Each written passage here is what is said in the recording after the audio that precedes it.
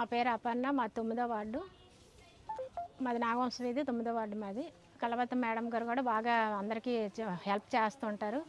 ఆవిడ కూడా పేదోళ్ళు ఇలాంటి చూసుకుంటారు. మనం ఏదైనా అవసరం ఉండి ఎవరైనా మనం ఆపదలో ఉన్నారని వెళ్తే ఆవిడ కూడా రిసీవ్ చేసుకోవడం కూడా వీళ్ళు పేదోళ్ళు వీళ్ళు డబ్బు ఉన్నోళ్ళు అనేసి ఏమి ఉండదు. ఆవిడ కూడా బాగానే చూస్తున్నారు. అందుకు ఆవిడకి మూడోసారి కూడా ఆవిడని మేము గెలిపించాలని అనుకుంటున్నాము.